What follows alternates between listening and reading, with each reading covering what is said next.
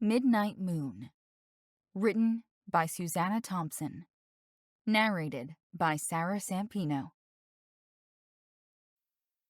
Chapter 23. My inertia left me undecided until the end. Everything was so easy for me until then, and I enjoyed the last months of school with my friends, until I got my acceptance letter from Alaska Pacific University. Alaska? My father demanded furiously. Are you out of your mind? Why would you go to Alaska, and when were you going to tell me about this? I tried to take a soothing tone in response to his barrage of angry questions. It's just one of the schools I applied to. It doesn't mean I'm going there. You're damned right it doesn't, he snapped. Where in God's name did you get the idea to go to Alaska? Somebody I know is going there, I replied cautiously. And it sounded interesting, so— Somebody you know, Dad interrupted. Like maybe your boyfriend? He asked sarcastically.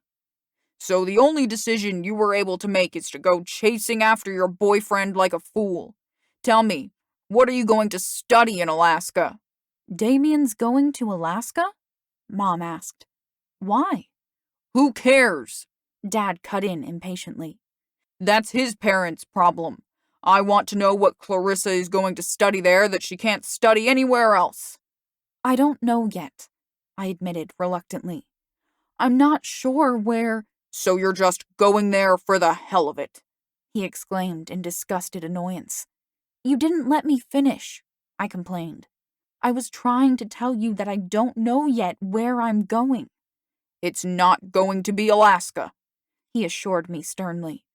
I'm not paying for you to chase after some boy. What's going to happen when you break up? He's your first boyfriend, Mom intervened more gently. I know that he's your whole world right now, but you're going to meet so many more people in college. College is about getting an education, Dad stated. Not meeting people. Isn't that where you met Mom? I retorted. He glared at me for my insolence, but Mom responded in a reasonable tone. That's the point we're trying to make. You don't know where you'll meet your husband. Nobody can predict the future. That wasn't true because I had predicted Blair's future, yet I couldn't seem to predict my own. Time stretched in front of me like a blank canvas, and I couldn't get a clear picture of it no matter how hard I tried. Everybody else seemed to know what they wanted to do. Bryce was going to become a wildlife biologist like his mom. Taylor still wanted to be a fashion designer. Daphne had planned to become a teacher, but she had now decided to be a forensic scientist. I want to help solve crimes, she told me. This new interest stemmed from her role in the apprehension of 2 criminals within months.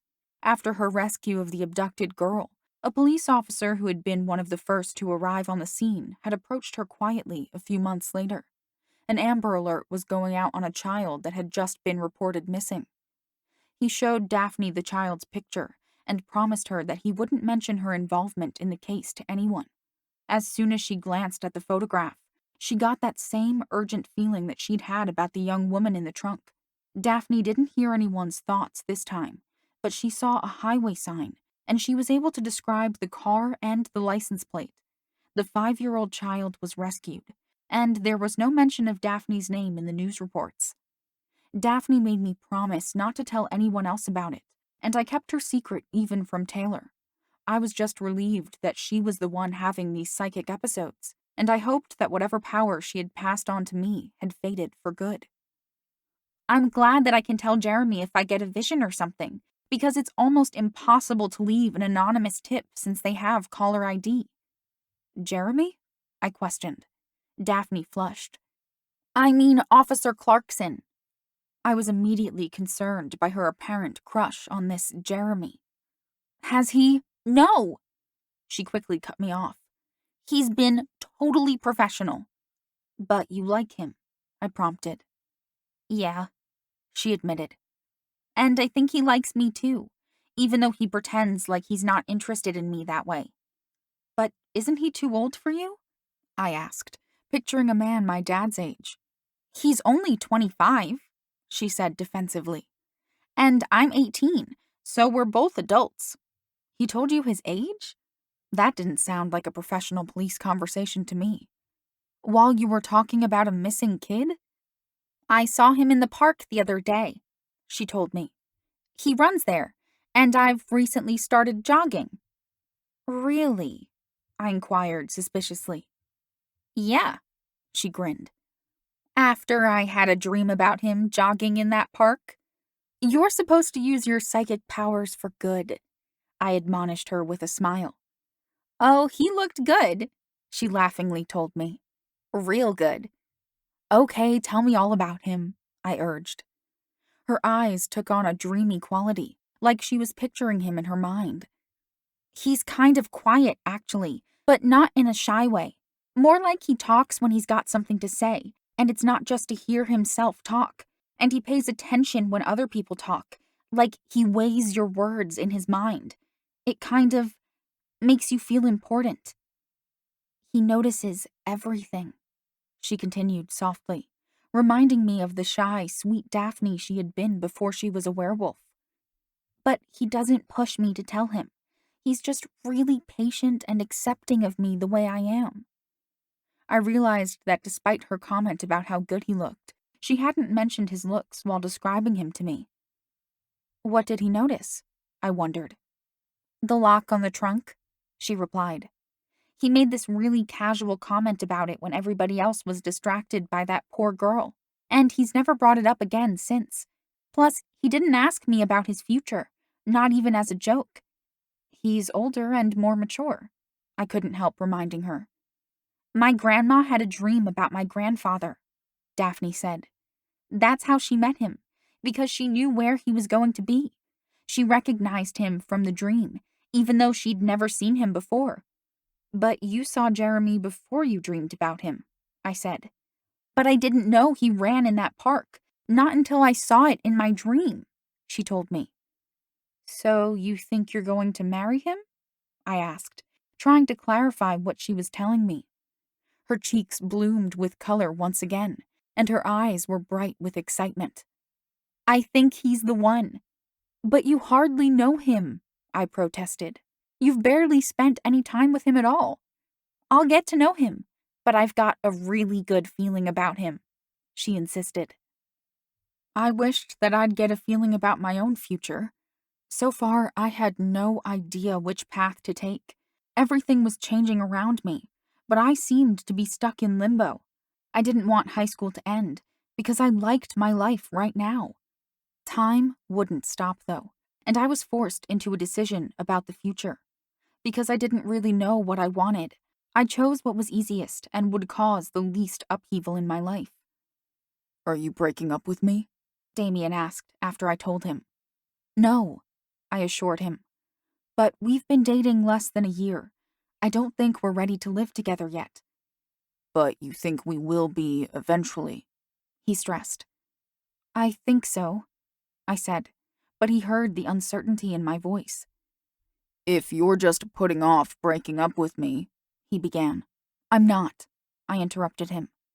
Tell me the truth, he demanded. Would you rather be with someone else?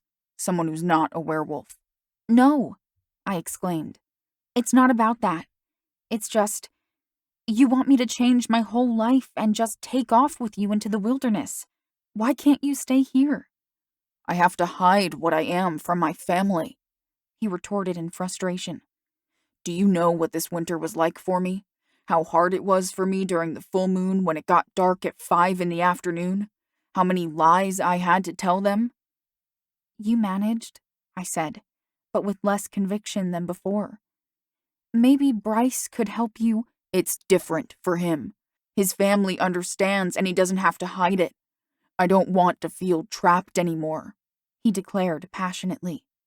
I want to be free to live my life. Now I could understand his reasons for wanting to move far away from his family. My situation was different from his, though, and going with him would cause major problems with my parents. I know it was asking a lot, Damien admitted. I'm just worried that you won't want to be with me anymore if you stay here and stay. Not a werewolf, I finished for him. Look at what happened with Taylor and Bryce, he said. She was always freaked out by the werewolf thing, I explained. And she never got used to it. I don't have a problem with you being a werewolf. Only with me moving to Alaska, he noted. It's what you want to do, I said. Anyway, just because you're going to college there doesn't mean that you'll decide to stay there permanently. And if I do? He questioned. College first, I insisted. Then we'll see. Will you come visit me? He asked. Yes, I promised. But I don't want to think about this now. Let's just be happy. Okay, he agreed. We'll enjoy our time together and have good memories to tide us over until we see each other again.